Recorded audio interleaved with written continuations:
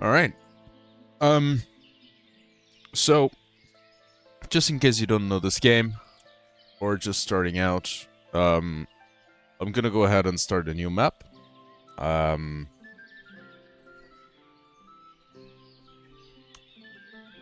I would pick any map, to be honest. I'm kind of curious on the map 8. The main issue is there's a huge lake, so there's limited space construction. The number 7 looks nice, but it only has stone and limestone as natural mining resources. But actually, I don't know if I'm up for a challenge or not. For sure I would be. Let's go for map 4. We have this huge space here on the bottom side of the valley. Let's do that. Let's do that. So, on this map, there will be no iron ore. And stone and limestone are going to be limited. But I'm going to show you how you can contour that. And how you can create a stable economy. Alright? First off, small tip for this game. Don't skip time. Or rather, don't wait until one thing is built just so you do another thing. Plan ahead. Prepare. Try to do something. Alright. So, let's look first, okay, where the resources are. Resources are marked by small black dots. As you can see here, we have a lot of trees.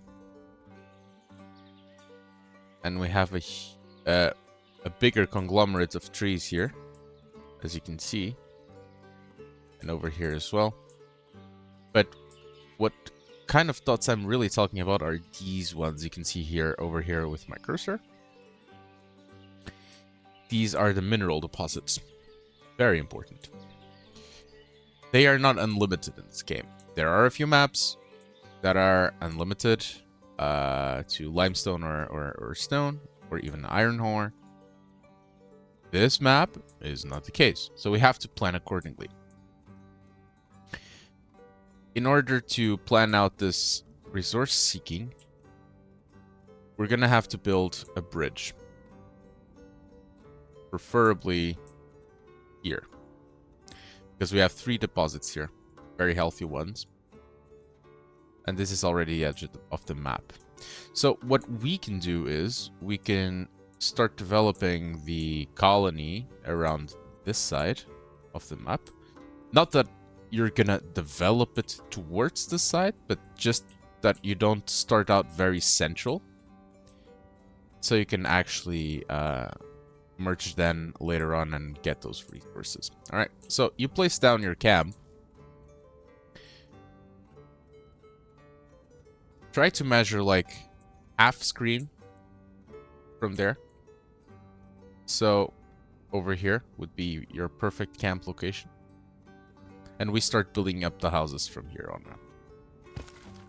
Again, if you're new to this game and you don't know what I'm talking about, don't worry. This is a complex game. Info will come around. Okay, first things first. We go ahead and place a forestry down.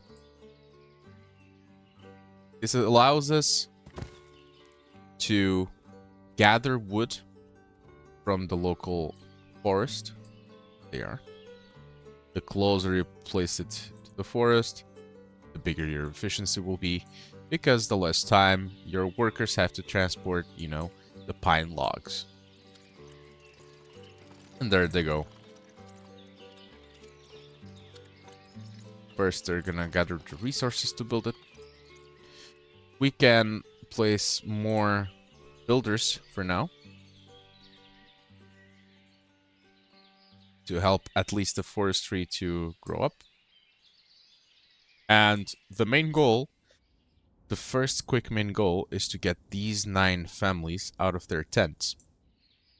For that, we're going to go to houses and start building them up. Now, mostly we would just lay them out flat like this, and then, you know, start copying them and placing them. But I mean, it's not that you've been doing it wrong. It's more as you could do it in another way that could really benefit you. So we're not going to place this down yet. We're going to customize the yard by placing F1. And you're going to make this... Sorry about that. And you're going to make this a little bit bigger. So you're going to click and drag and snap those. Why are we going to do this? Because, as you know, if you're very new to the game, you won't know, but this house has a garden in it. What we want is to improve and strengthen the food production that this house will have. By placing the house like this,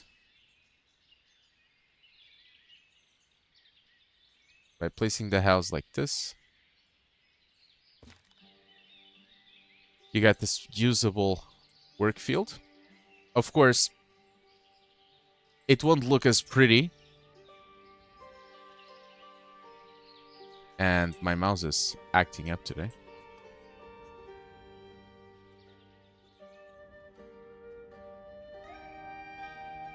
Let's do that again.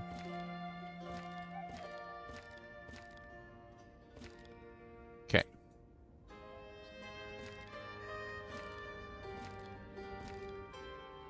You kind of try to stretch it as much as you can. And you try playing with it until it fits. Alright. This is enough. See, don't pause the game to do this, because the game runs very slowly, right? Things take their time to build, just like in real life. And I just canceled the building again. How cute. Let's do that again.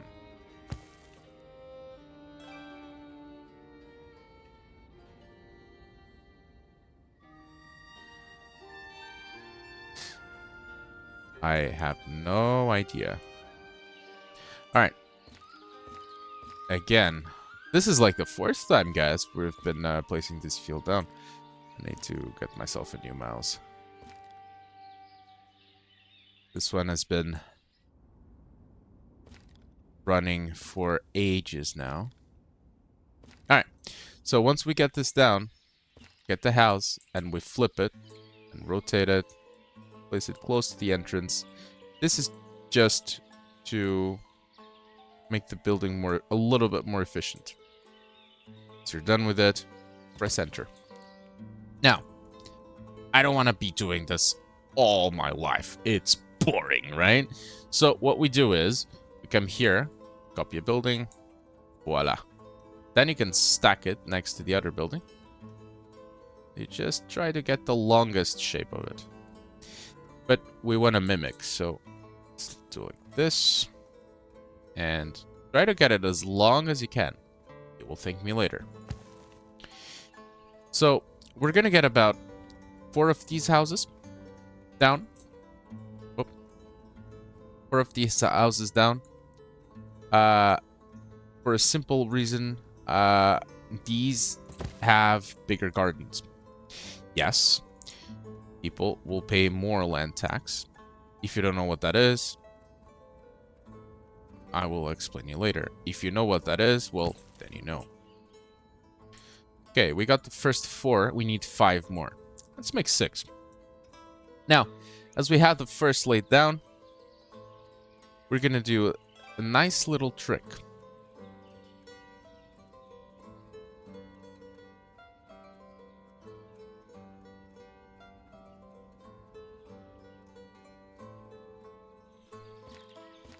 We're going to snap them anyways. We're going to create smaller gardens now. So we can fit a little bit more houses now. And you try to mimic, like, like half-sized, right? Use the grids. They're very helpful. Although I know this game is supposed to be organic, sometimes when planning out your game, just don't worry. Just don't worry if it's not organic at first, okay? Okay, let's place the clay pit at the beginning of the construction queue, because all houses will need a certain amount of clay to be built.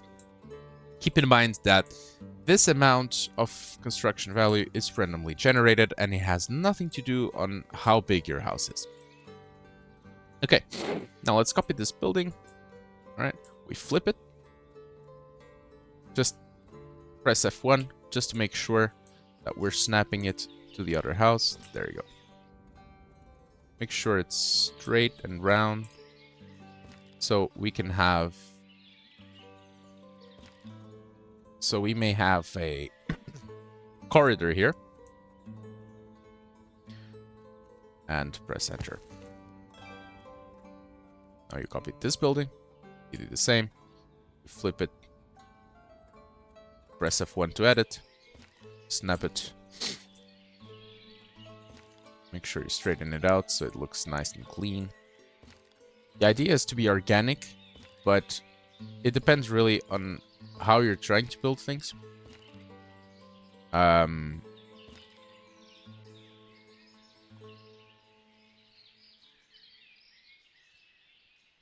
Really depends on how you're trying to build things.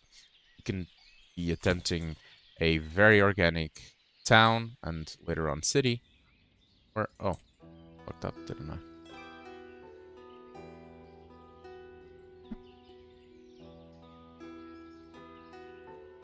Okay.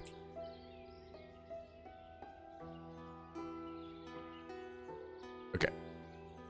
There you go. Try to straighten it up.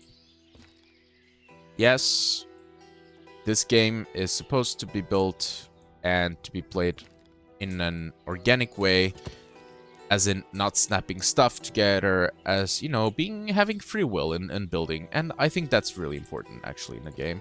This game really lets you go beyond the core definition of city builders, because most city builders, you know, they're not really organic. They force you to do everything within a grid. And yeah. Okay, let's remove one builder and place 2 workers at the forestry. Oh, it's actually 2 builders. Right?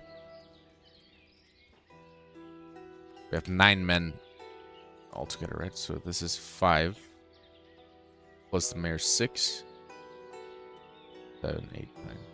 Really? 2 are looking for a job. 2 men. Okay, yeah. So 1 more builder. Okay, so it's 2 horse. Okay. Sorry, I should be documenting all my steps. So what I'm doing now is we need workers to cut down logs. Logs are processed into 3 different things. They are processed into wood. Wood is used for construction and for other uses later on, of course. But for now, all you need to know is that they're used for wood. Firewood. Firewood keeps families warm in winter. And also has its own purposes, you know, to create charcoal and everything. And bark also has its own use, but later on for it. Right now, we're just focusing on getting logs. Logs get chopped down and processed here. And construction workers that start out in this tent right here, they come out of the tent, they grab the resources they need, wood and clay to build the houses, and there you go. First house has been built.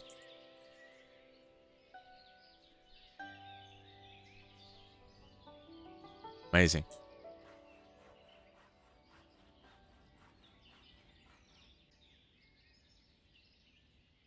As you can see them working there.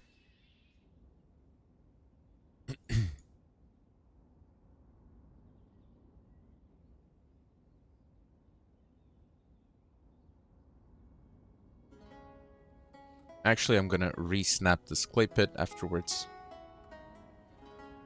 Because I just had this amazing idea of building a mega house here in the middle, and then we're proportional. Let them just finish the construction here.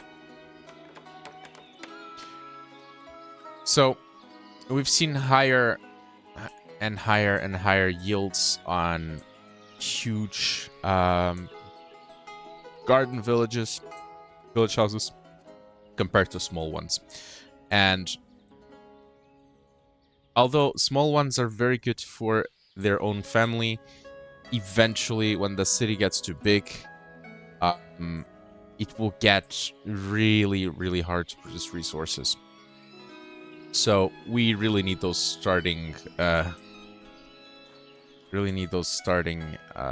big gardens so we can produce some food. More on that very soon. I'll explain everything in its due time. In the meantime, while we wait, we can place some decorations, of course. Just try to make your thing look lively, because the maps aren't very, very detailed. They're very plain. So, okay, let's demolish this clay pit.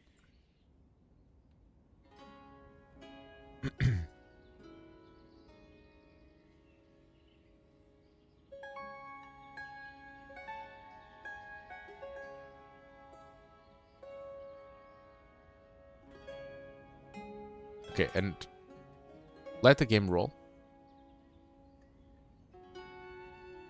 Customize yard.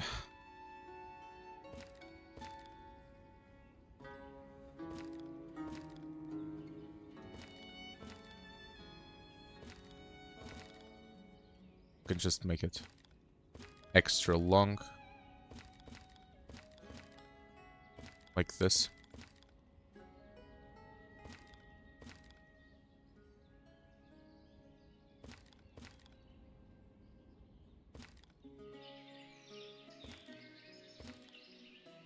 Try to straighten it up. Obviously, you also want some kind of symmetry around your town, otherwise it gets weird later on.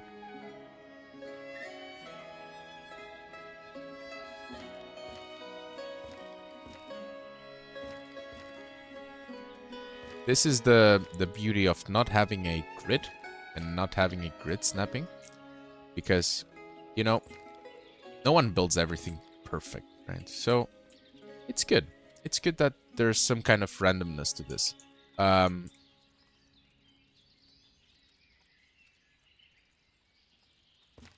you go. Let's place the clay pit down again.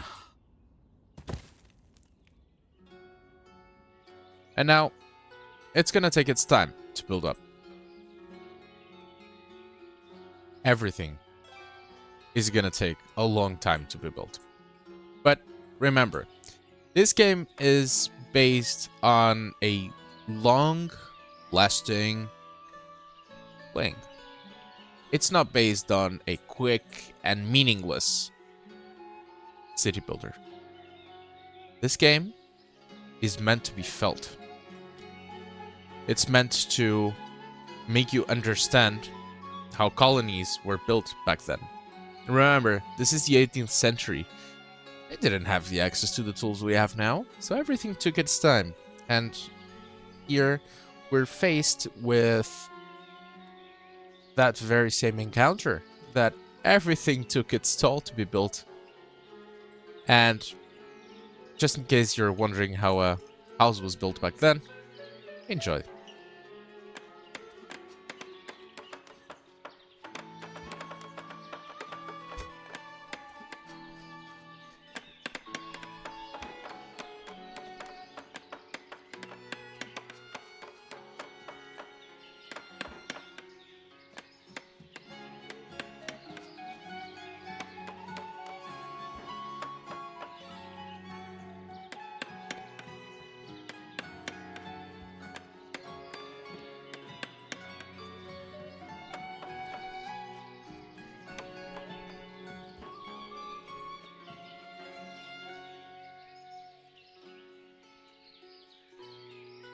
I like how he goes through the wall. You're supposed to enjoy this game. Don't rush. And by the way, never pause the game. Unless it's really urgent. Look, if you're going outside for a smoke, if you're going to the bathroom for a quick pee, don't pause the game. Trust me. Just put it on its slowest setting. Right? On the normal speed. Or even twice the speed. If it's a quick break, right? I mean, for all that matters, this game is slow in its construction. It's slow when it comes to it's slow when it comes to making sure things work out, right? Making sure that the building is done, to transport resources, to right? Mostly construction is very slow. Later on we're gonna build some farms, and you know, you're gonna have to manage the whole year on a farm, and a year takes a long time to pass by. I'll be placing down in the video then how much time does it take for a full year to get around in Ostriv, and you shall see it in the description.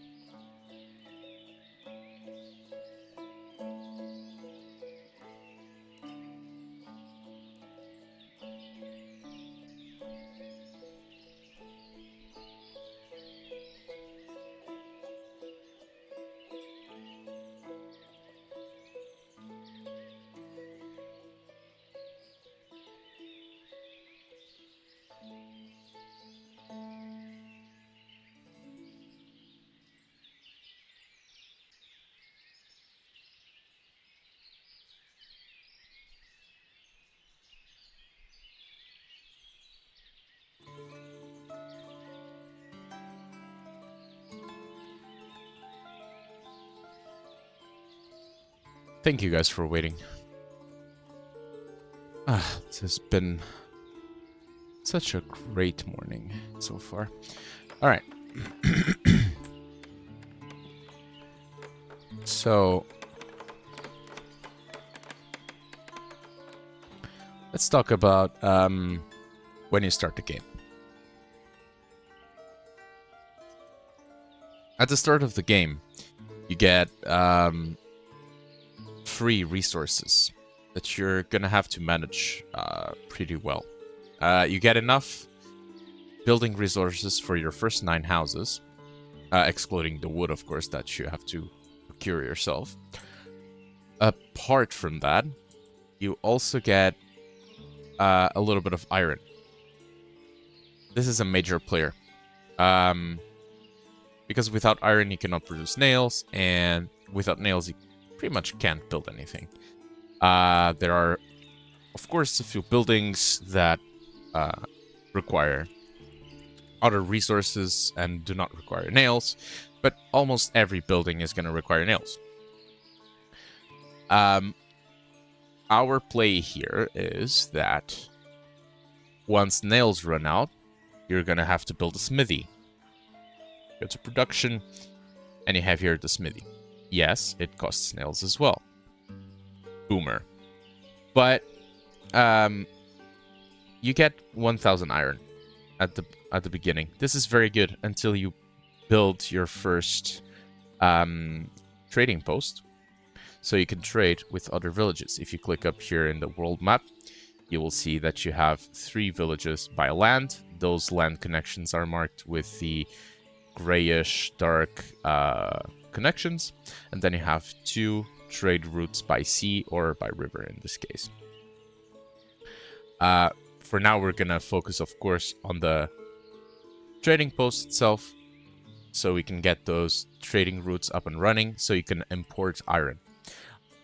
There are a few villages that offer you the opportunity to buy nails instead, but honestly, I don't think it's worth it. I think it's way more expensive if you have to import the nails yourself. So you just import iron and you pretty much do the rest in town, because you're gonna have a smithy anyways.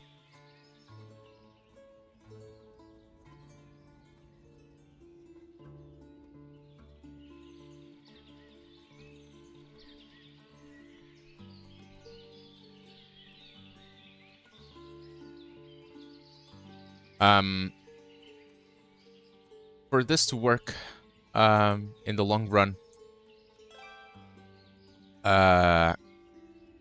resource management is very important, and I would say predictability of what you're going to need next, and you have to plan it ahead, is also very important.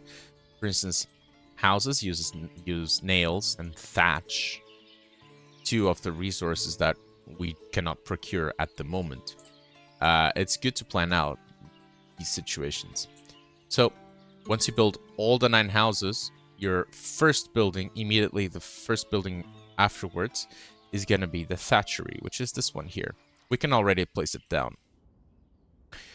What the thatchery does is it fetches river reeds, dries them out, and they craft thatch out of it, which is used for insulation purposes. You can place the thatchery anywhere you'd like.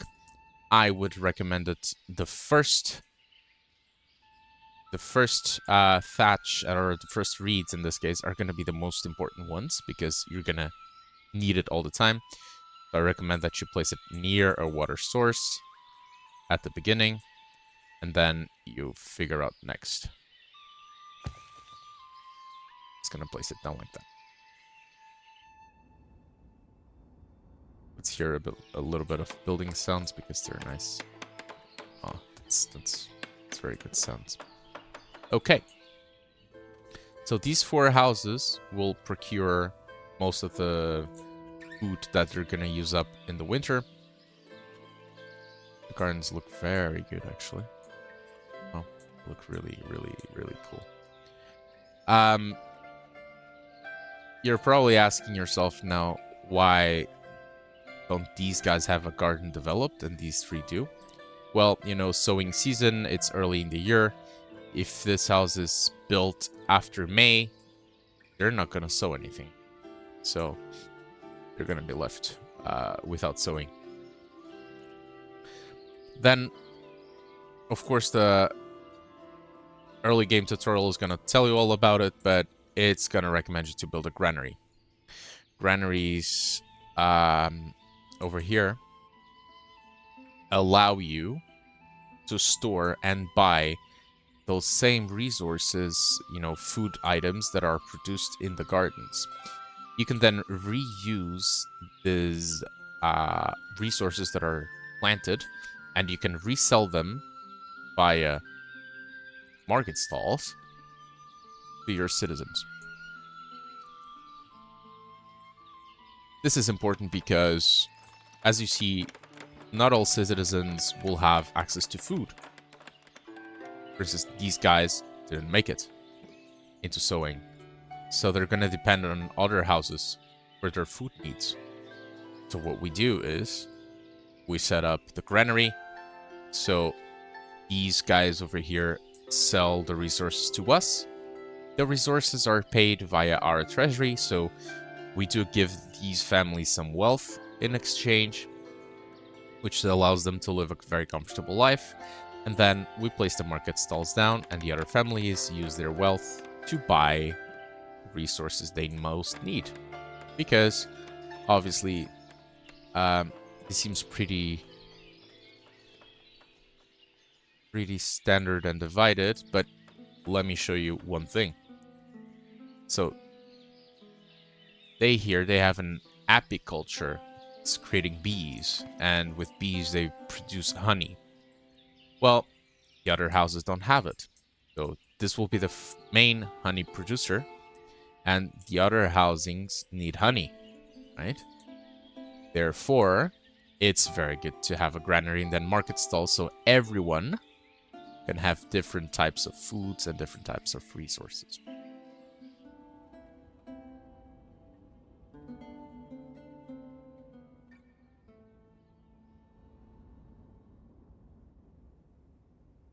Let's talk about a bit of population, because we still have time.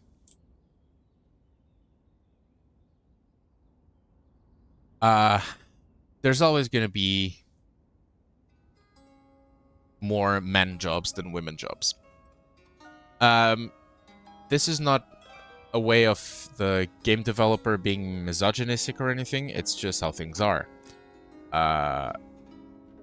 As you may know, there's a lot of hard labor and construction and, for instance, you know, forest cutting and wood producing. They're very tough jobs. So only men are gonna do these jobs, right? They're hard labor.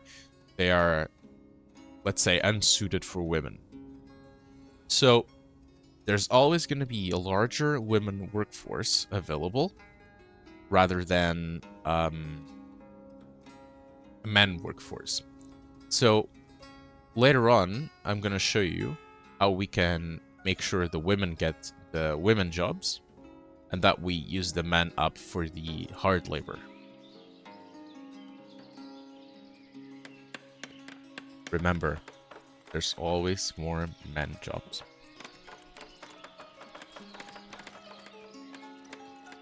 At the moment, we have 30 people. We have 18 adults and 12 children. Well, 13, actually. This doesn't add up. Really doesn't add up. Well, man,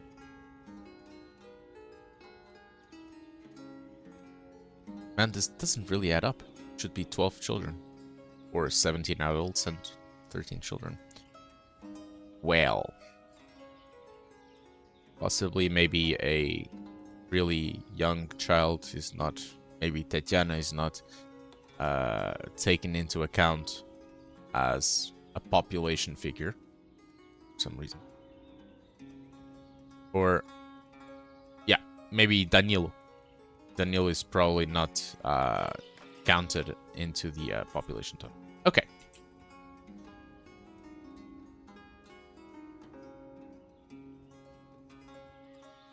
So we have to get the population up and running. Obviously, the population will grow by itself. They will have kids, and you know, then children will get older. You will eventually build a primary school over here, so they can get educated. Further levels of education mean more efficiency in their jobs, and the ability to take also management jobs or mayor jobs. Although Oles has an education 1 out of 5, and I believe every single citizen starts with 1 out of 5 education, or 0 out of 5. So the higher education guys will have the highest paying jobs, the management positions and everything, and managers will play out a significant role in your buildings that require one. More info on that later. Let's watch the this getting built. Okay, so as you may have seen, we have a new message saying your carts are wearing out. Build a carpentry to repair them. Yes, your carts, they wear out. They're not invincible. As you can see here, there's the HP bar for each cart. Once it breaks down, you're gonna use it. It's simple, right?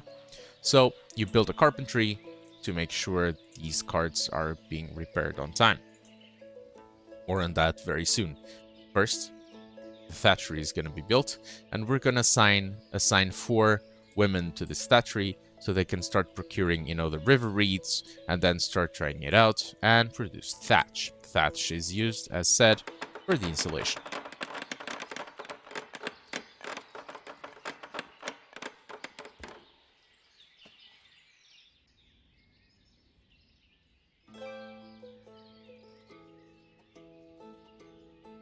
Very good. So our village is complete. Our first steps of the village. We have the 9 houses. We have to get further housing down the line if we want immigrants. As I was telling you about, population grows by itself via children, but the most efficient way is, of course, to promote immigration. So, you want to check how immigration works.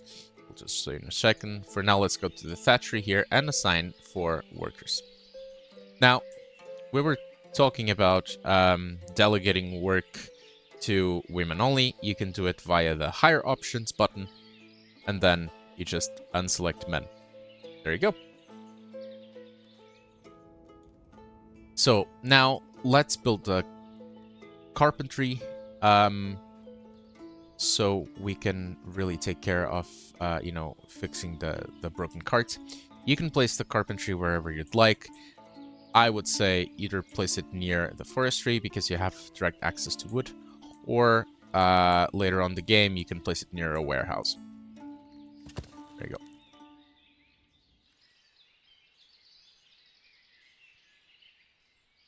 And then we have to build a granary. Granary is very important. It stores all your food, and it makes so that food is available on a central base rather than people having to run around and wasting time looking for food in other places. You can place the granary wherever you'd like. I would recommend it close to your main housing district that you're going to use, so food gets easier to get picked up by the market stalls and everything.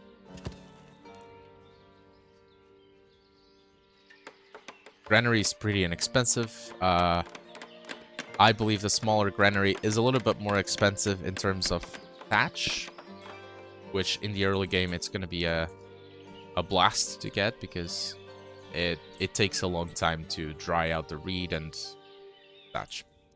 But more on that later.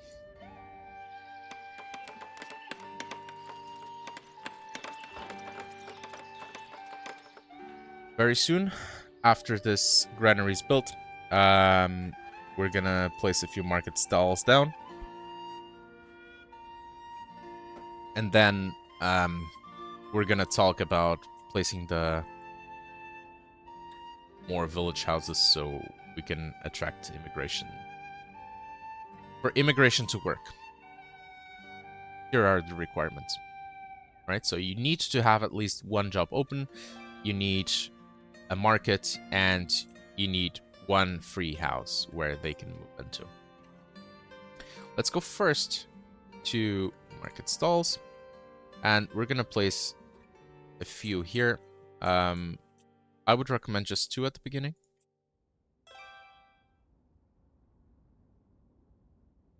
Because they tend all your needs. And then in the granary, you're going to click Set Resource Slots Automatically. And, you have the Buy from Locals option. This is the one you want for the beginning. It auto-selects, and then make sure you click Buy from Local Producers. Now, your treasury is going to take a hit. It's going to take a hit because you're going to buy all of these food items that have been harvested by these houses. Not to worry, you have, starting coins for that specific reason. And you hire some workers. Actually, hire a couple because you need them here in the market stall. Let the granary fill up at first. Let the granary fill up at first, and then we start allocating the resource slots. Because if you don't let it fill up, you won't have all the slots available. Okay. Now,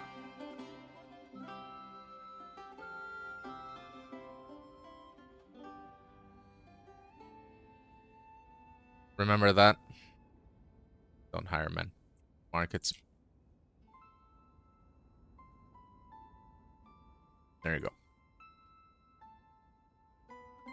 One woman is looking for a job.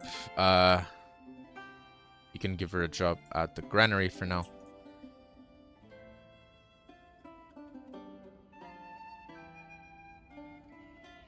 Not hire men.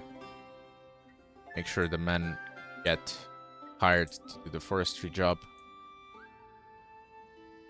Okay, now we have the kid counting as an adult. Daniel. Newborn. Still says newborn. Doesn't say how many months. Okay. Let's automatically set the resource slots. The granary is gonna take some time to fill up and get all the resources bought from the villagers. But it's fine. They are fed. They have firewood. They have a way to survive the winter, so that's good. Okay. Next field. Let's demolish this clay pit again. Place 2 more houses. Press F1. Remember that. Snap it, and snap it.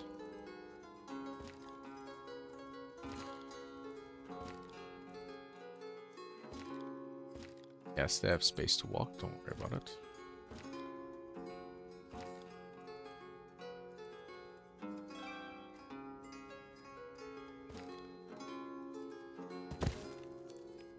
And you can copy this building. Place it right here, just rotate it. Press F1 to edit.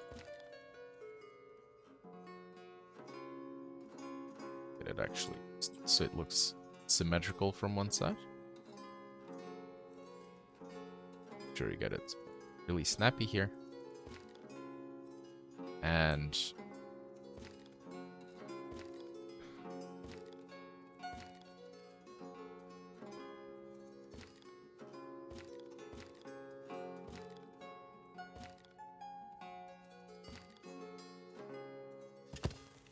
okay. Now let's place down the clay pit again. Yes, I am changing it up all the time. It's for a reason.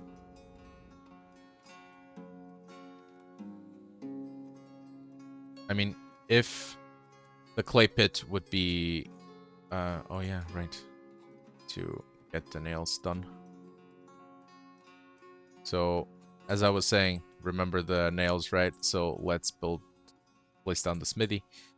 You can leave it here in the back, it's fine. Let's place it down after the clay pit is built. It needs 112 nails. If you hover here, you can see all the available resources in your settlement. It does not include reserved resources. No. So as you see, the village doesn't stop during winter. So just pretty much crops and other things stop. Okay. To produce nails, we need iron and we need charcoal to fire that up. Get charcoal. All you need to do is place a charcoal pile. I would recommend you to place 2 because charcoal does take some time to burn down. You can place 2 just facing the smithy for efficiency purposes. It doesn't matter if it doesn't look cute. And then any available laborers are gonna take firewood.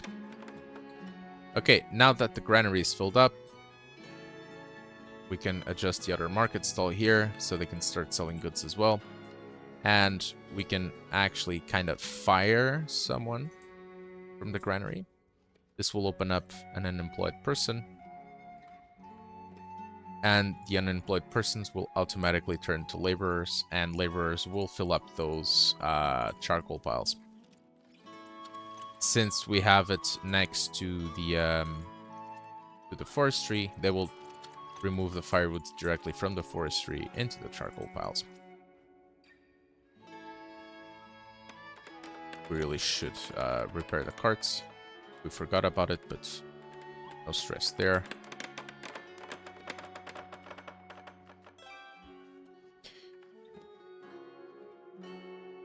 To repair the carts, you need wood and metal parts. Metal parts are able to be built over here at the smithy, or produced. Okay, we have a lot of thatch, so what we can do now is you see the ones that are right now going to work, you can fire them directly, or the ones taking rest. Don't fire them while they're working, otherwise they will lose the progress. Okay, the carpenter guy says not enough metal parts for repair, but our smithy guy is going to take care of it.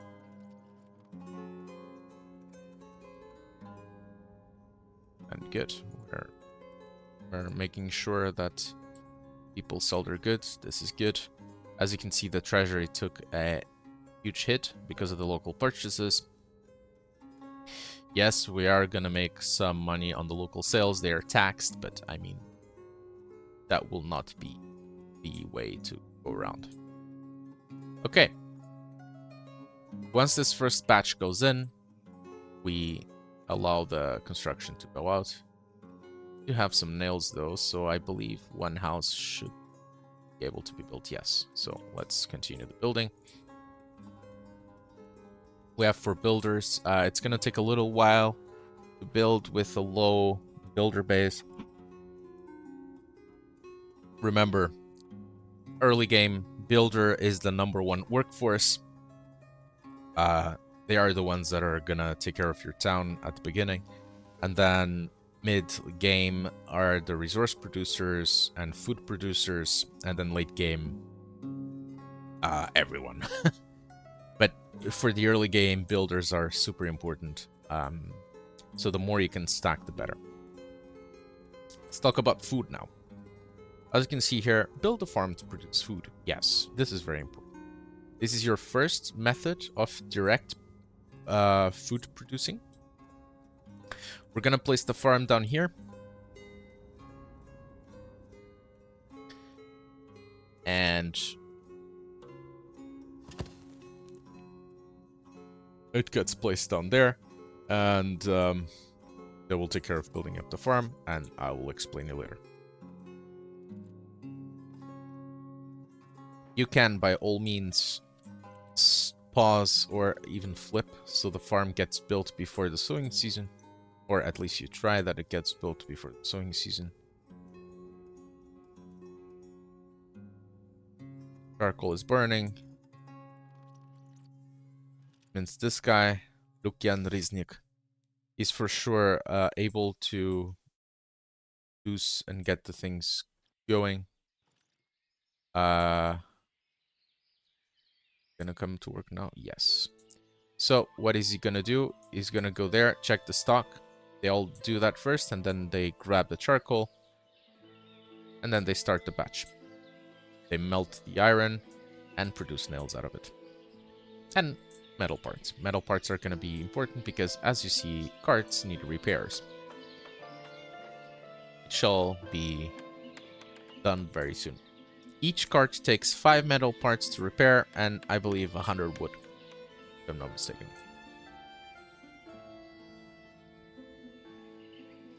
Let's live up the place while they build everything. So we're gonna place a few benches via the roadside.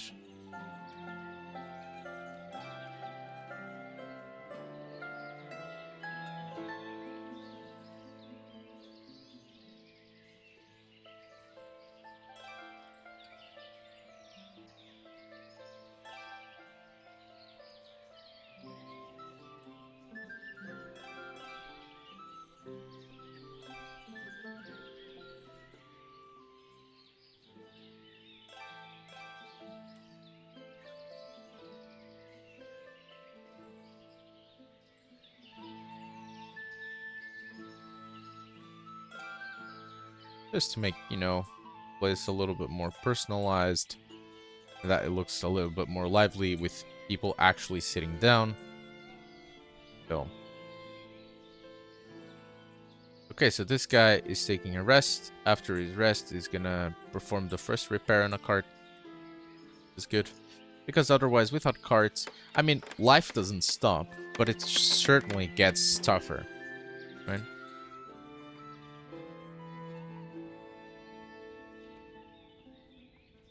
Okay. Remember, immigration won't happen if you do not have jobs looking for people. So make sure you leave one hiring slot, and in a few moments you will be seeing immigration starting. Remember, one family at a time comes, right? So family can be mixed. It can be only 2 adults, or it could be a little bit more than 2 adults. It could be a whole 4 to 5 people family. So it's gonna leave here for 2 minutes.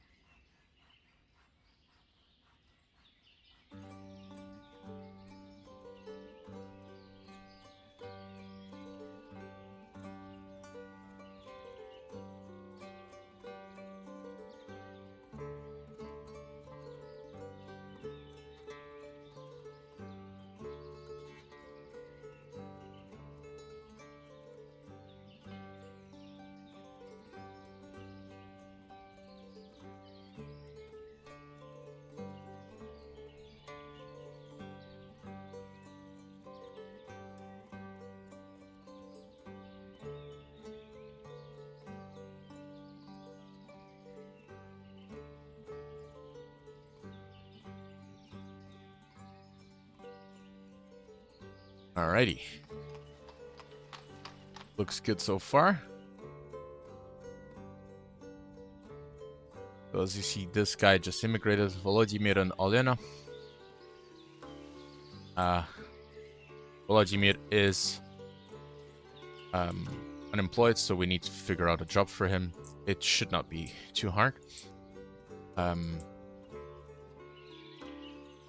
Plus we have one card available, so as you see, without card, it gets really difficult for them to do their daily tasks, see how much time the resource gathering is taking without cards. So we're possibly gonna give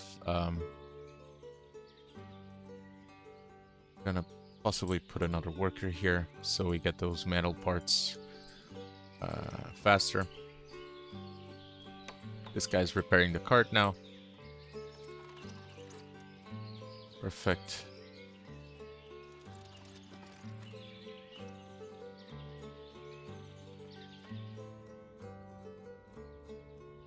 As you see, it's taking a long time. So I believe we're not gonna be on time to sow the fields effectively. However, good thing that we built these 5 houses with huge gardens. They will at least procure the food we need. If you ever see a resource with 0 on the granary, you can just remove it and tap again. It will attempt to gather another type of resource that your villagers may be producing.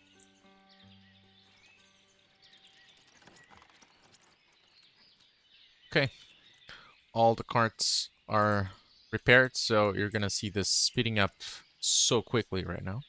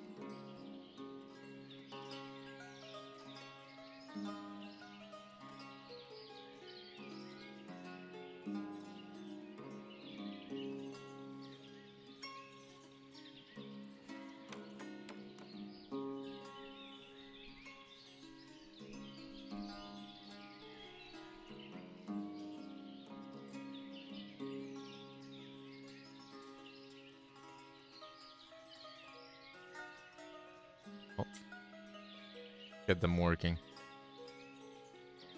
At least for now.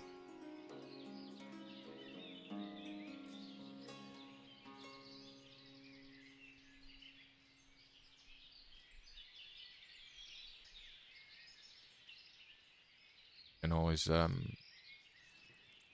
you know, tell them to go working somewhere else. That also. As you can see, we only have 370 iron plus 490 iron stored here, so we have a supply for about a year in nails.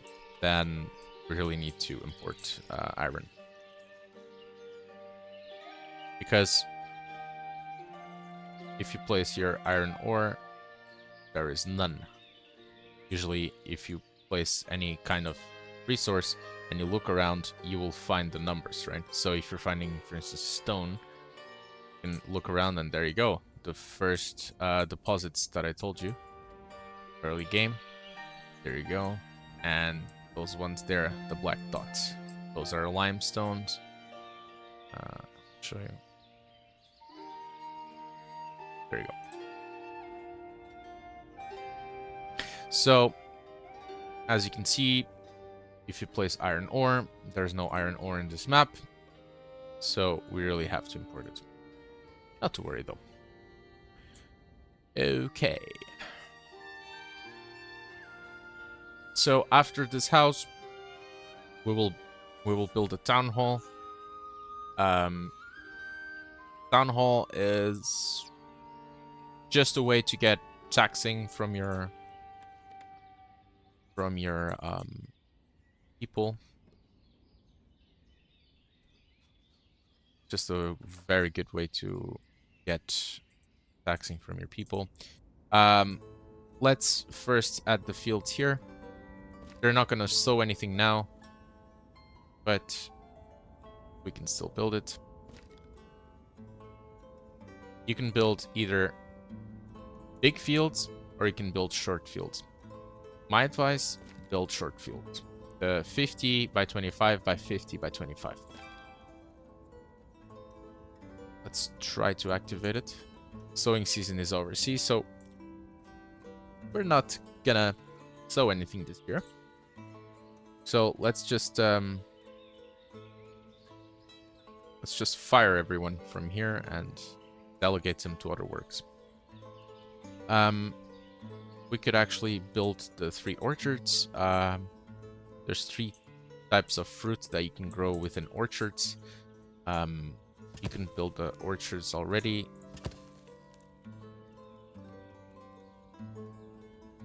Actually, make them a little bit more effective.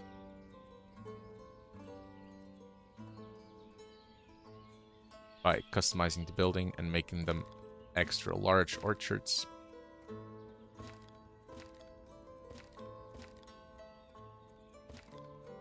And also optimizing the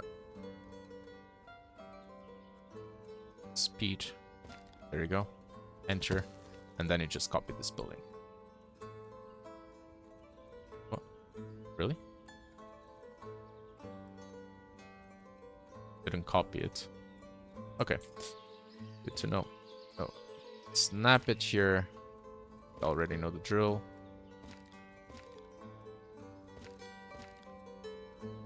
Up and place down and build. Oh. There you go. Enter. Try to copy it. Maybe it works this time. No, it does not. F1, snap.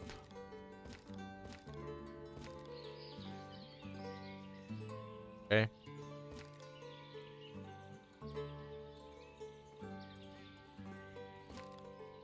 There. So, about that town hall. Our treasury is draining out. I was saying you can build a town hall to solve that problem. Town hall allows you to mess with taxes, and messing with taxes, well, you know, it's an idea to mess with taxes, right? So we're gonna take care of that town hall. It's already in queue.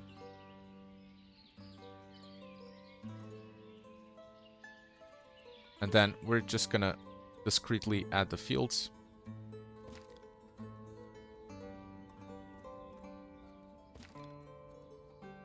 Remember, 50 by 25. Gonna look a little crooked on your side, but don't worry. Add another field.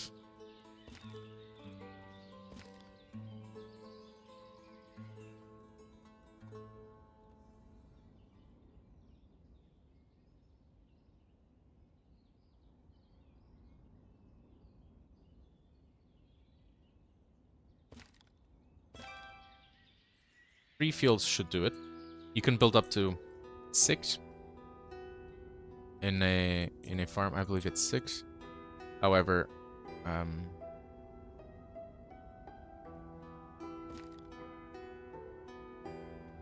we're gonna build 4 fields.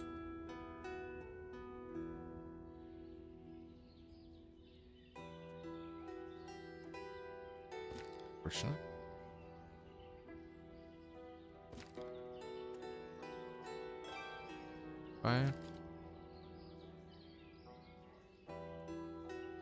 Oh, almost perfect, huh? Okay, let's not overcomplicate it.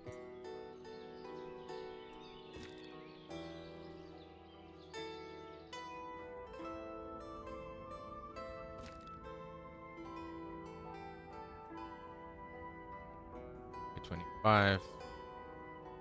Because these fields are easier to take care of rather than the really big ones. Okay.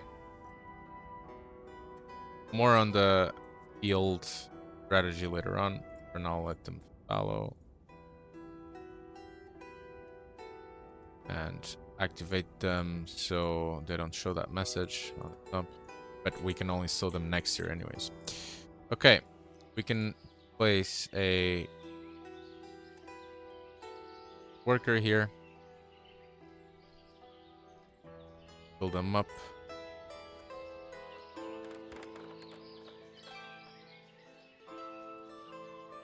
Apricot, apple, and cherry.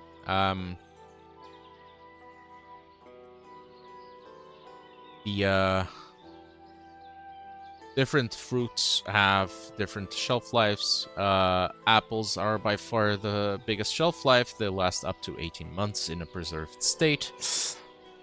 Whilst other cherries and apricots will only last for 2 months within a preserved space. So, yeah. So for now, the big reason would be to plant the trees already, because trees you can plant any time of the year. And once they're planted, you just remove the workers so they can help you on other stages of the village, because trees do not bear fruit until they're at least 2 years old, as you can see here. Okay, like we're on a good track. So the fields, let's plan.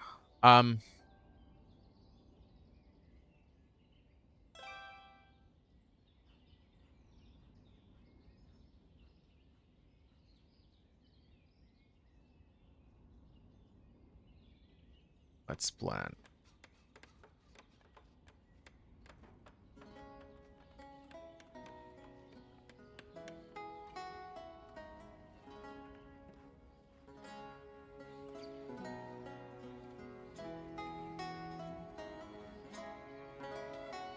So we're gonna rotate these 3 types of crops: wheat, potato, buckwheat. Yes, let's put a 5th field actually,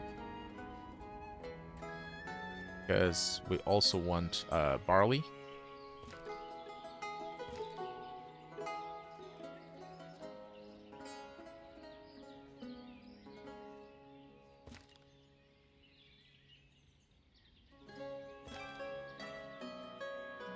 So, barley, and then fallow. There you go. And we're gonna do this rotation all the time, okay? I'll show you later how it works.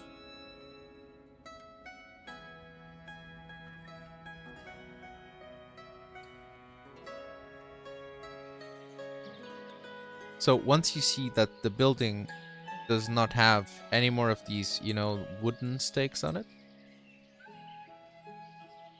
it's time to remove the workers from here. And just let it grow and come back in 2 years. So in 1724, you come back and, I mean, what is she? Here, right? So we just take them out. They can be helpful in other parts of town. For instance, you can reassign those guys here so they plant it a little bit faster.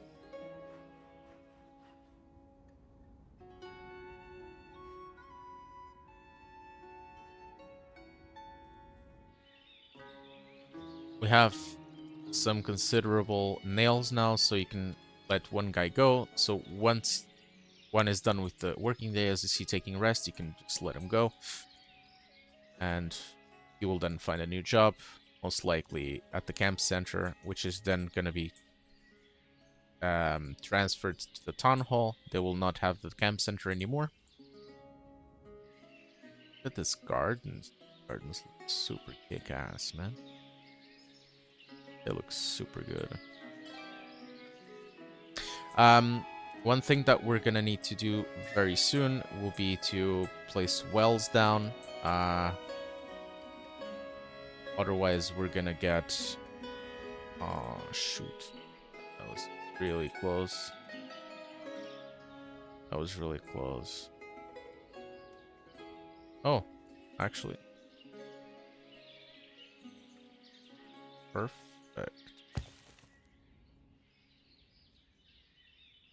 Because, as you see, this well is already getting drained out very quickly. See, the camp center is gone. And now we're able to control our treasury. There's 3 types of taxes you have to be aware.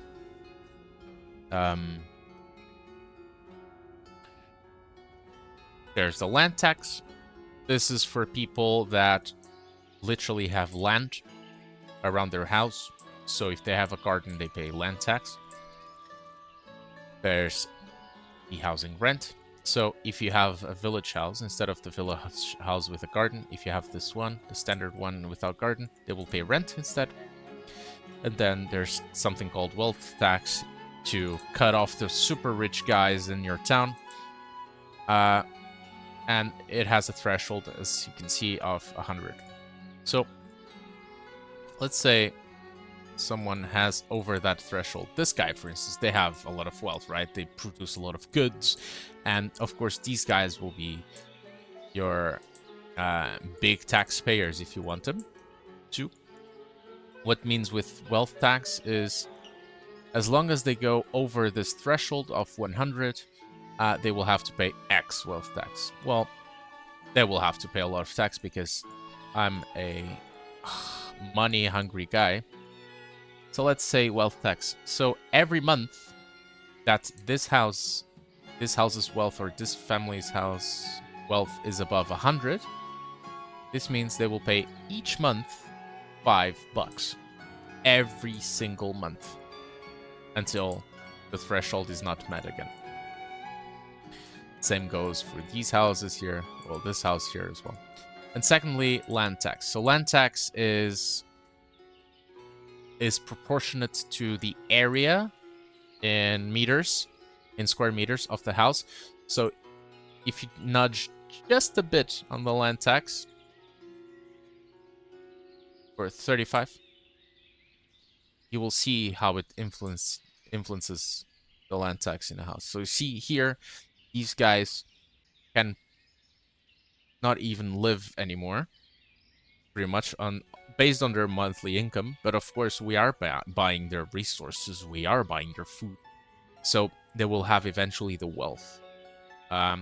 You can always adjust these values on the land tax. I would recommend you to go high on it and then adjust as you go. This is because the land tax is an influencer, is a multiplier, right? So if you place 1, we should have here a very good example. Okay, so this means, of course, this is not 3 square meters, but this means as you put the land tax on 1, and we made a perfect square of, or a perfect rectangle, sorry, of 1 per 2, or something like that. That gives you, or 1 per 3, in this case it's not 1 per 3, but it is the square meters in area equals, let's say, 3, and it multiplies by the land tax value. So this, as it's a little bit larger, as you can see, compared to this one, they pay a little bit more of land tax, but they do also have more planting space. These guys are very small, oh my god, so they get less land tax. Big houses are going to give you a lot of land tax in the beginning, and you can just adjust it as you go. If you want to push the land tax a lot, you obviously have to decrease the wealth tax by a good factor. Otherwise, you're gonna make these people run out in money very, very, very soon. And if they don't have money, they cannot buy produce. So you're not in a good way of building your things. Okay. This is done. Now, let's produce a trading post. This will allow us to trade with the other settlements, as I told you, other villages. We can place it right here.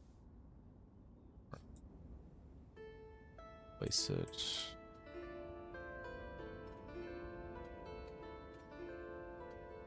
Yeah, why not?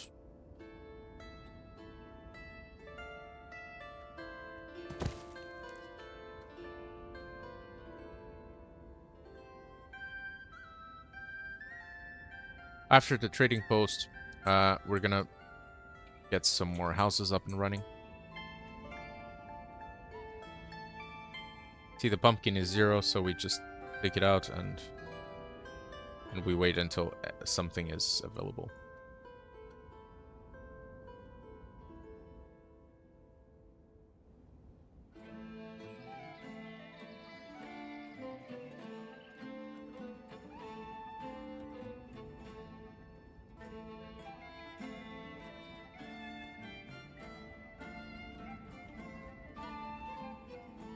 So now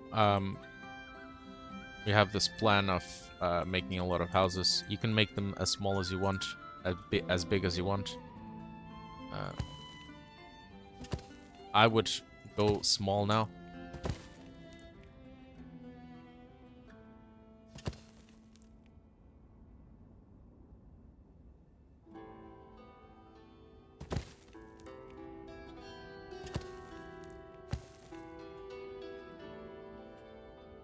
This one.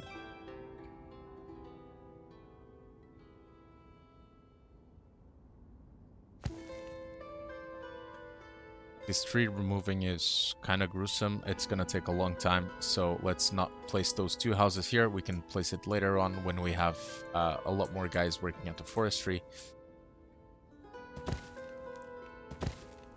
Remember, you can always edit building queue, so or just pause construction as you go. So you can just already lay down the living foundation for your colony. It's also good to, you know, like already lay down a basic plan for your village. All right. I'll be right back, but I'll leave you to watch the trading post being built. See you soon.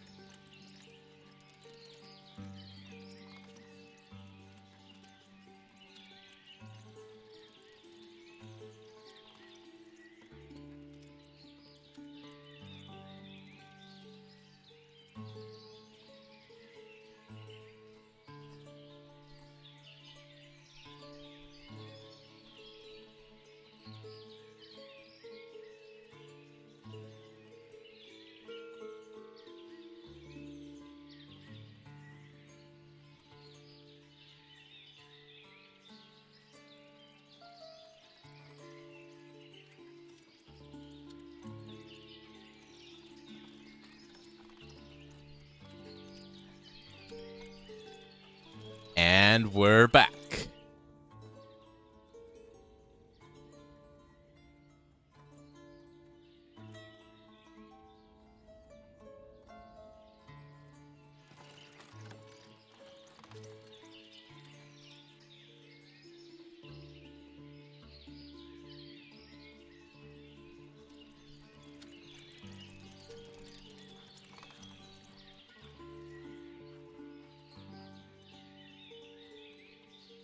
So we're going to decrease a little bit the value from local purchasing because it's taking a toll in our treasury. As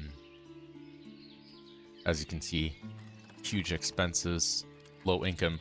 So we're also going to step up a little bit on the wealth tax.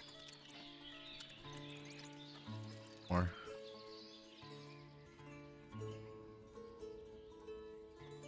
yeah, those guys are rich. And we're also gonna decrease the wealth tax threshold. So anyone above 50 will have to pay the wealth tax. Just for now. Just to stabilize everything.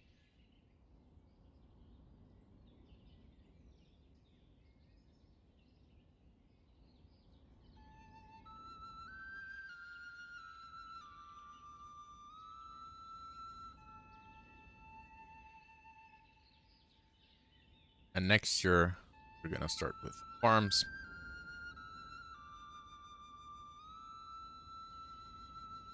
Okay, so we have jobs available. How much iron do we have at the moment? Plus stored 476.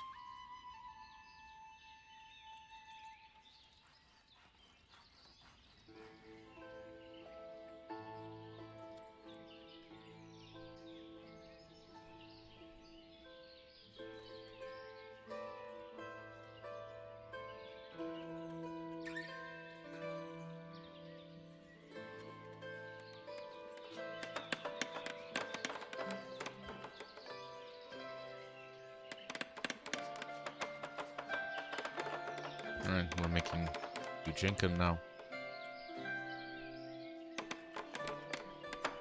The land tax is finally paying off.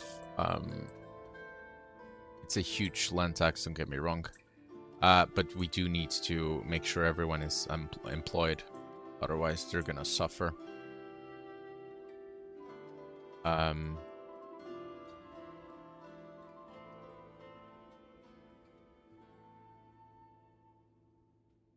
Can already open up a manager. Make sure workers place only women because we have plenty of them. So we have 3 women looking for jobs, so open up 3 jobs for women.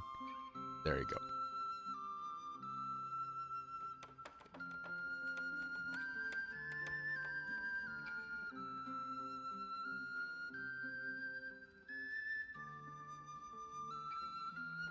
Just so that, you know, you're paying them a salary and they can actually get by.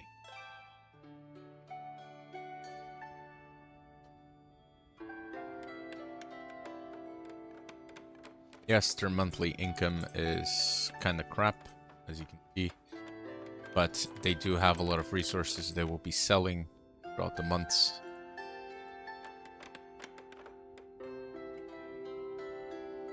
In case you need, you can always give them financial help. Just make sure you don't go above the wealth tax threshold, or the help you give them is just gonna go and flow back to you.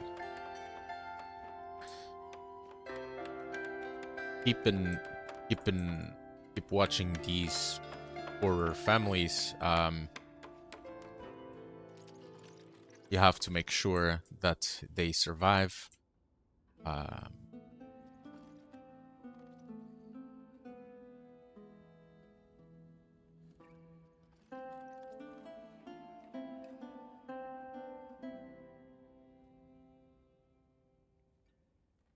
I believe we're breaking even, actually.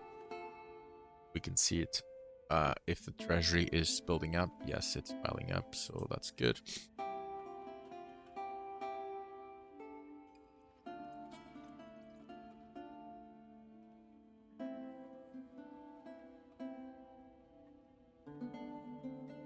And And then you can obviously stop buying from local producers and just use up the remaining food you have in the granary, so you don't incur into higher local purchases. Okay, let's go.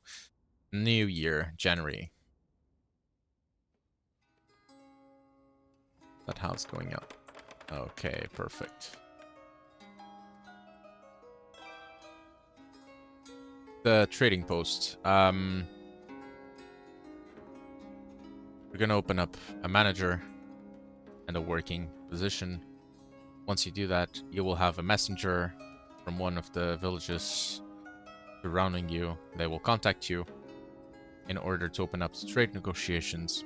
You want to wait for them to go trade with you, because if you want to trade with them, you have to contact them, and contacting them costs a lot of money. A new family settling in our town. That's perfect. The cart is arriving. Make sure you employ these women as well.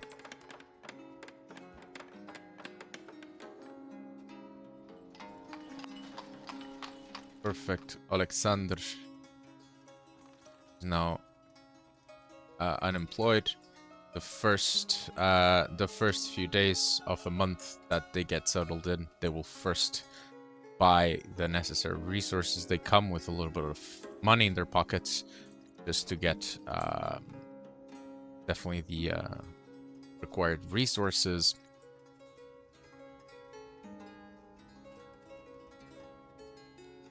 Make sure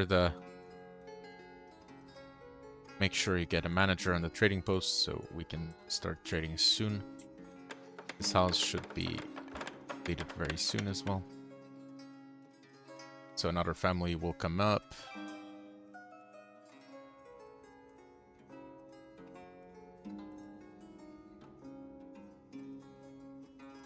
Managerial positions are only taken by education.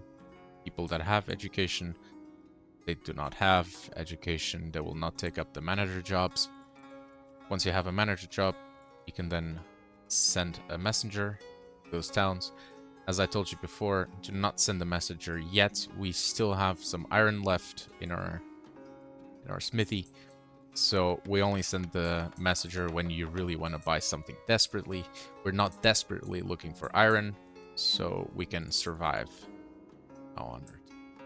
Once you see these goods failing or dropping a lot, just make sure you rebuy from local producers, or don't rebuy at all. And then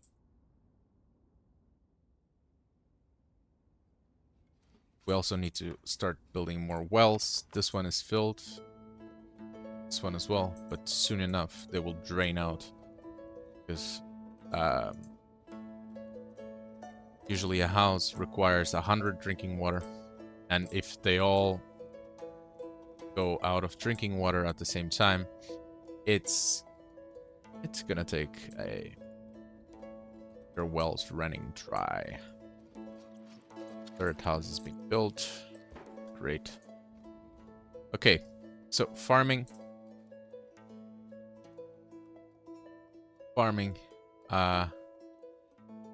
There's tips and tricks to farming wheat. So there's different types of resources that a field needs: orange, green, and blue. I would say it would be carbon, nitrogen, and oxygen. The three of the most important natural nutrients plants need grow up. And as you put down a crop, you can see what types of resources they consume the most. A field is composed of 100% types of nutrients, and as you can see, wheat this year is going to take 50% of carbon, let's say, and 60% of nitrogen. So we need to figure out something that is 50% on carbon and 30% on others, or you lose, right? So this one for sure. Buckwheat after wheat is always a good option. Or you can also go for hemp or flax. You decide. There's tons of farming fields and guides. I will be doing my own as well, but for the purposes of this video, we're just letting them plant this first year, and then we will take care of that.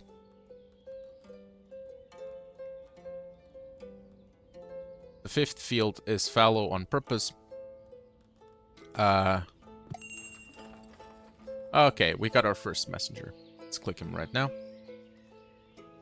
And you see what he sells, right? He doesn't sell iron, but he does buy a lot of other stuff. Some stuff you can sell him, which we don't have any of those at the moment. But eventually you will have. Our treasury is making money. Land tax is for sure making a lot of money right now. Just don't forget to keep a close eye on those big houses. For instance, see this big house right here has a very limited wealth. So we shall see if they can make it through.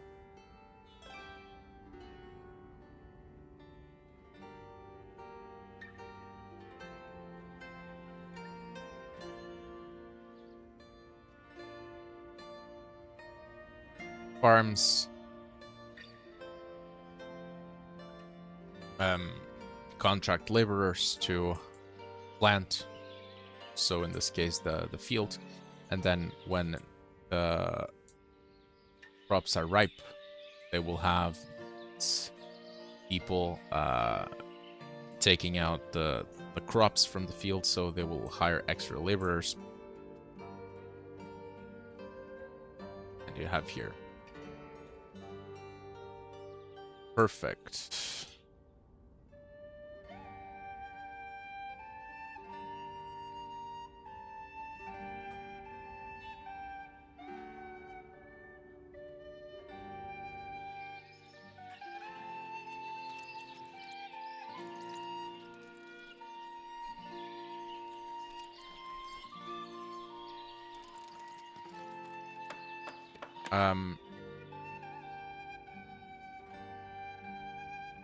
Okay.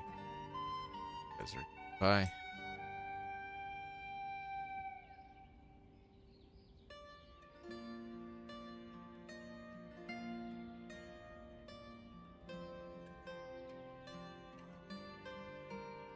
These guys producing a lot of marrow. What you can do is scratch the pumpkin.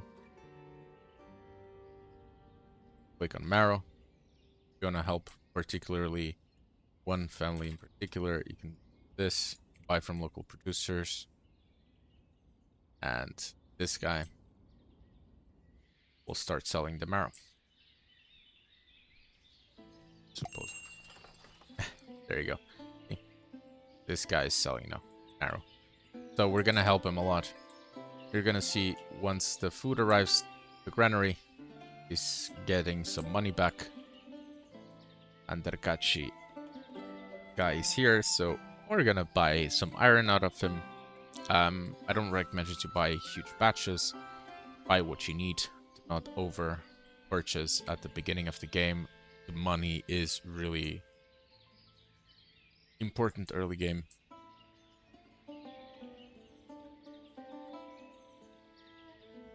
Just make sure your markets are updated.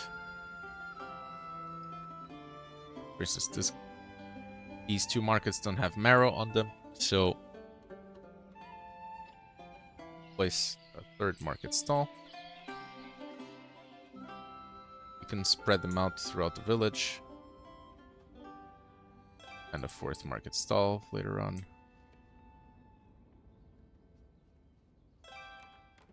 And you can just set them automatically and they'll start selling whatever they need to sell.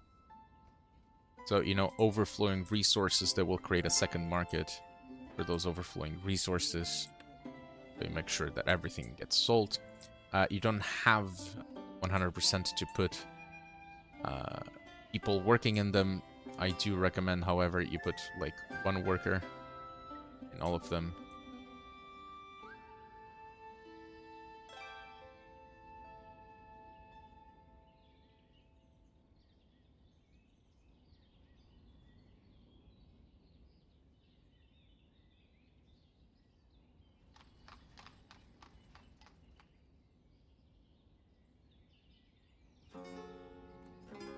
Right.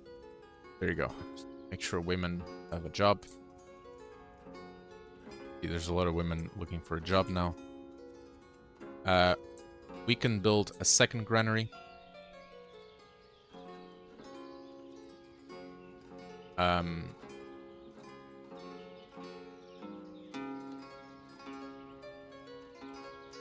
Just so you have goods being stored and supplied.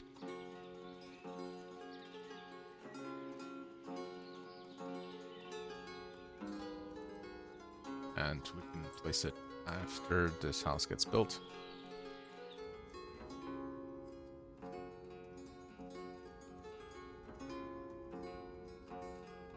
It's a lot of men looking for a job, so once we're done with this house, actually, we'll not build a granary, we will build a construction shed, which allows more workers to be hired. Place it next to the town hall, so they all come from... Efficiency-wise, not very efficient, but at least you know where the things are. And it looks nice. Okay, iron has arrived. Thank you, Mr. Wagon.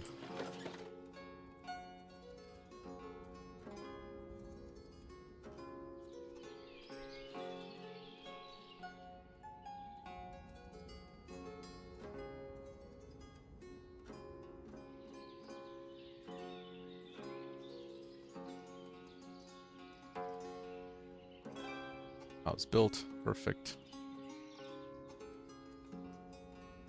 So now that we have extra population, we can start filling up some vacancies. There's a lot of people looking for jobs, so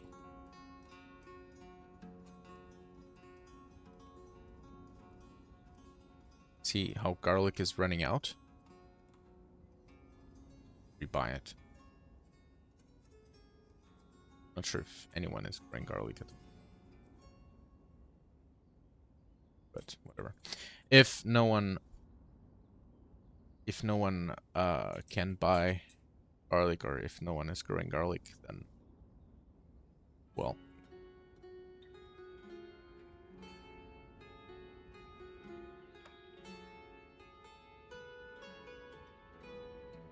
okay, now we're gonna reactivate all the purchasing. Actually, we're gonna cut off the garlic, pumpkin, because this guy also needs to sell it. And this is why we need a second granary to place all the resources that they do not have available.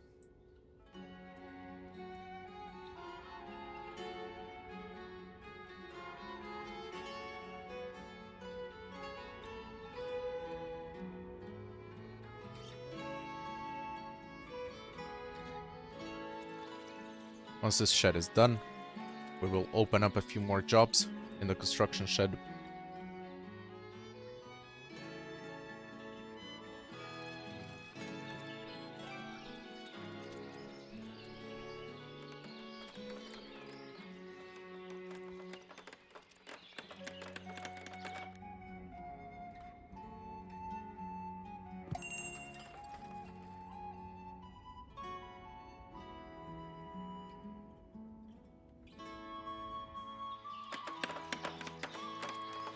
It's almost done. Okay, and now place groceries automatically, buy from local producers, and then the fields are growing up very well.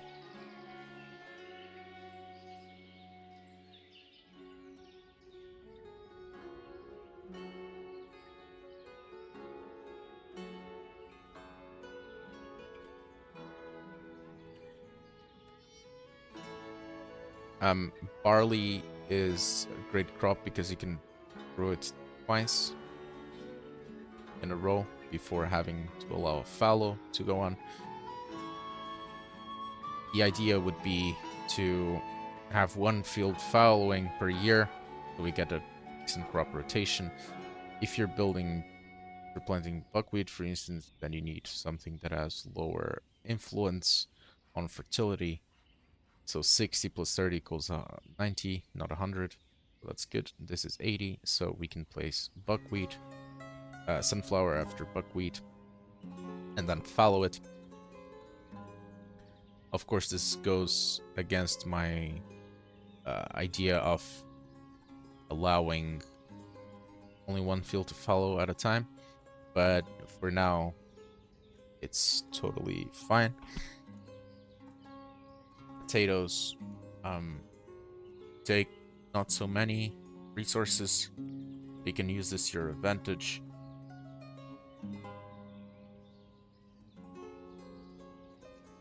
Usually potatoes you can let them grow, and this will mean that you can grow a hemp or even flax field next year. As it's only going to take 10% of the nutrients, you can see next year how that holds up. For now, it would be potato, and then let's focus. So we can go for wheat after. And for instance, after this wheat crop, go for potato, which is the same different result. And then let them fallow for now. And for this guy here, next year we can start already with flax. After flax, because it takes 80% from these values, go for, let's say, potato, and then barley, and then fallow. Some looks good. These guys don't have a lot of wealth though.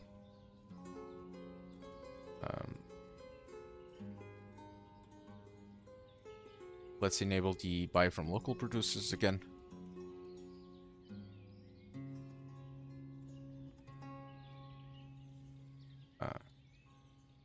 Made a huge mistake on placing the amount there.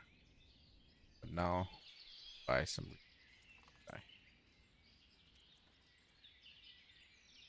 Okay, so over here now we need some workers.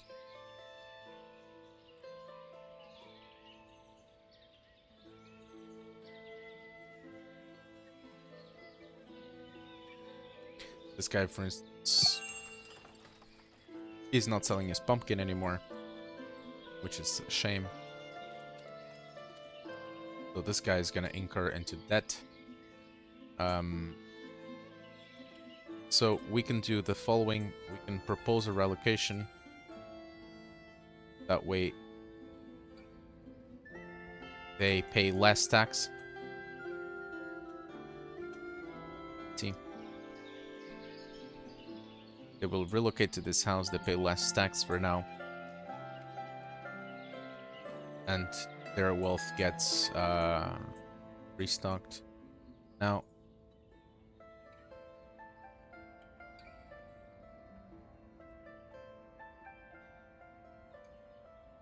wow, you guys are really... Look at these guys.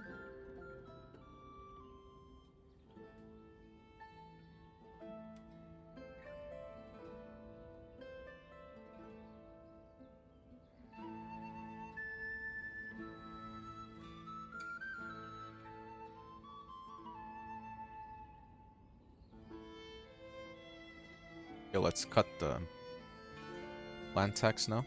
It's too high. Out of place, actually. And the wealth tax, let's go a little bit higher on it. To be honest, we had a good recoup from the money, so now we're just gonna make sure they get what they deserve. She'll help from some guys. I'll put hold for now because reap.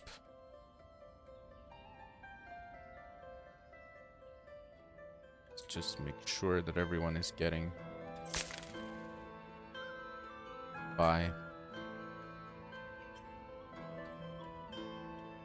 Land tax can be a killer for bigger properties, especially if they cannot sell their produce.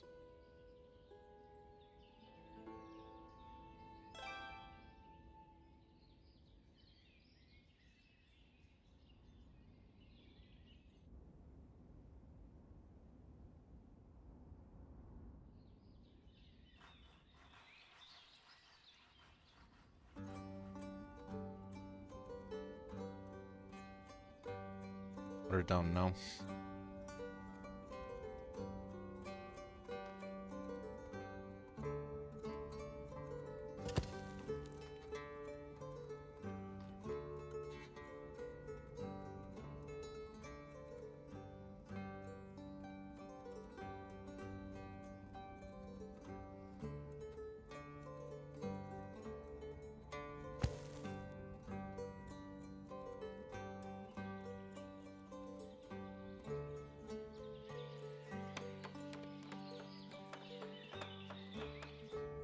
How's our fields going? Perfect. Now we can already set resources from production.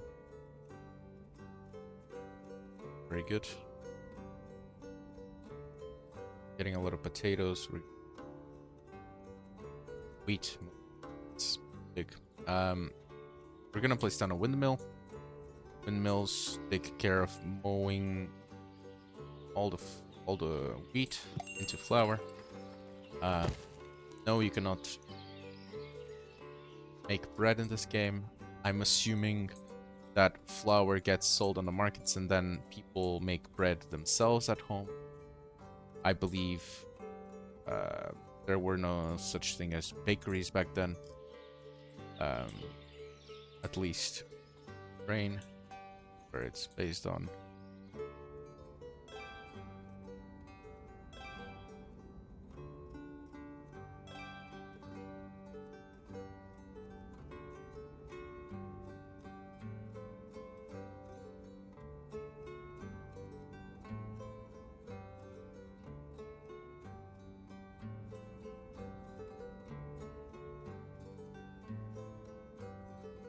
Okay, perfect.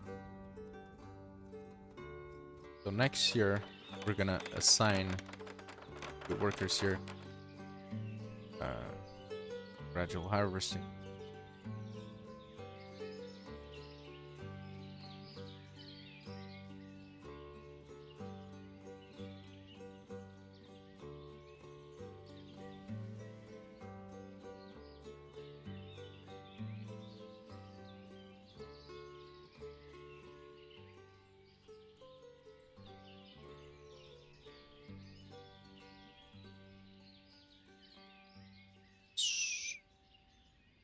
I mean, the land tax alone is covering the salary. Not anymore. It is. So, can bump up a little bit. Land tax. Oh.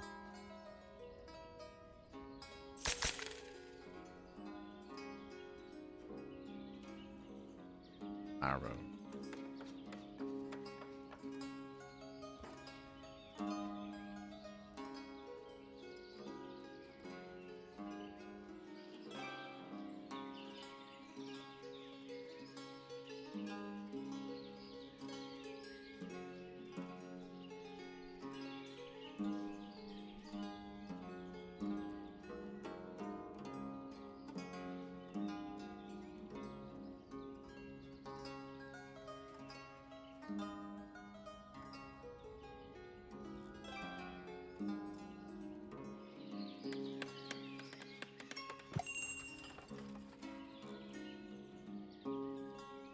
And soon, we'll be able to sell resources from what we harvest. For instance, buckwheat. What sold? We can actually sell like 500 buckwheat. To make sure. Buckwheat here. 500. And then you can leave it as temporary stock. Because honestly, not always going to be exporting buckwheat. See flour as well. Can export a lot of it, and flax as well. Flax. We had a lot of buckwheat. I hope this guy is gonna get buckwheat soon. Great.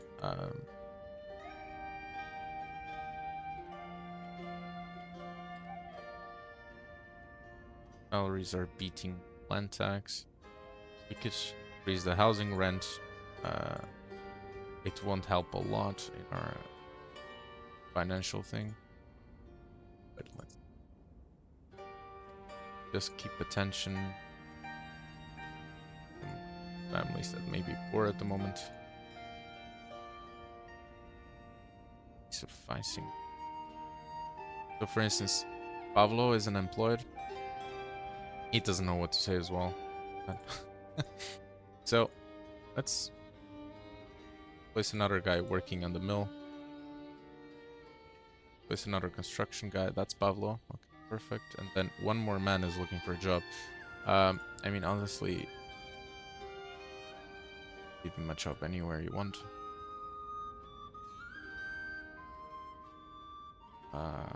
I would say construction for now.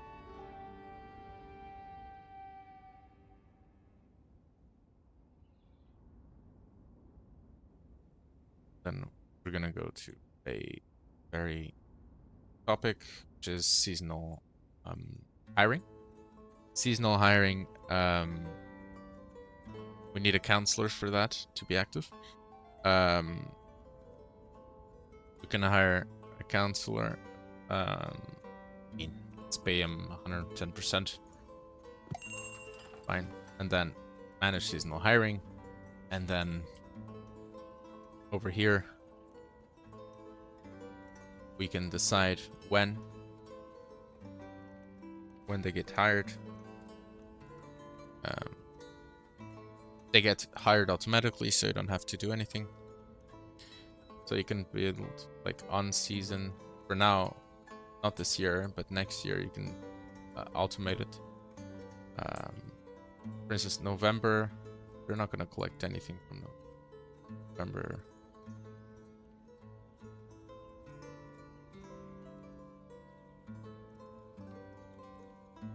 So on season, you hire two per orchard,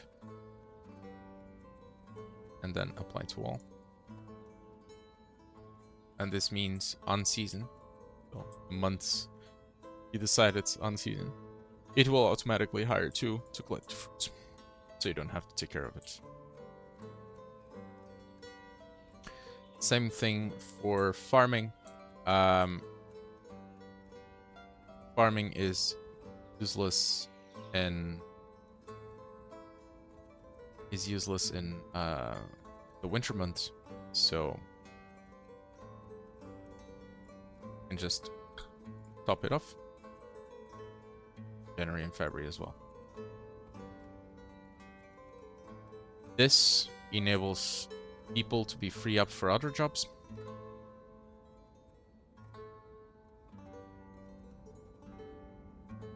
Obviously, it may create a little bit of financial instability in your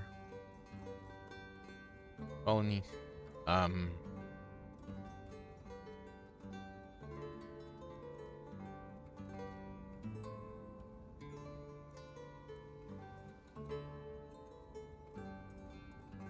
What we could really do is up the wealth tax a lot and then just charge them huge amounts of wealth tax. So these really rich guys spend their money.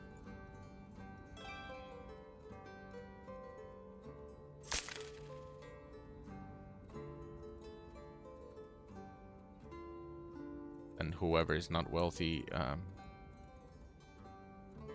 the lower. There you go. Land tax is still big, but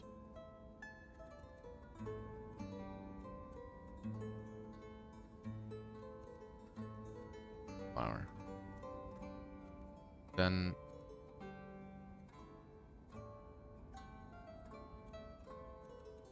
another market stall. This one for sure we will put flour on it. Just take out the peas, place it for flour. Put a worker there, period. There you go.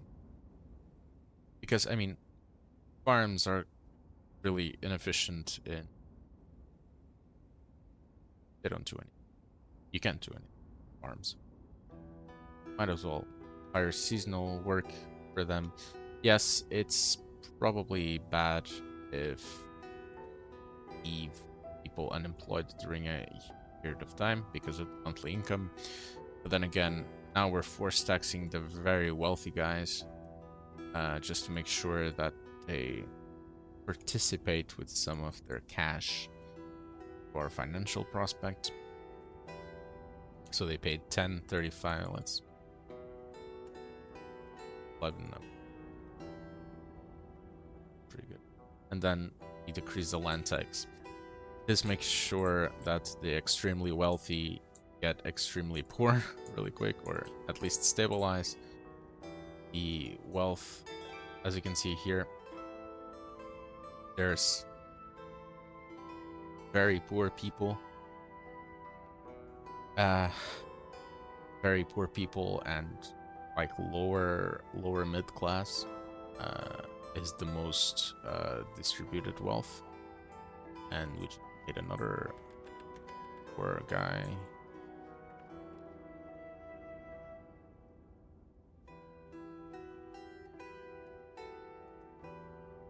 But this will all come to terms. It takes a while to find the perfect hiring.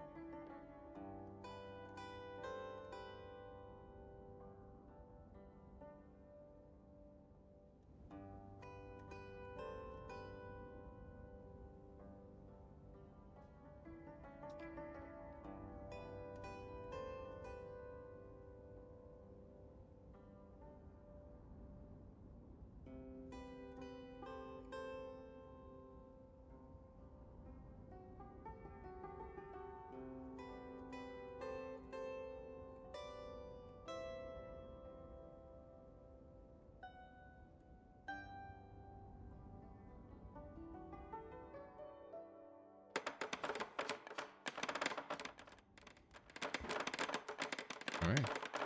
That will be all, folks, for today. Activate that I'll be posting next about this very nice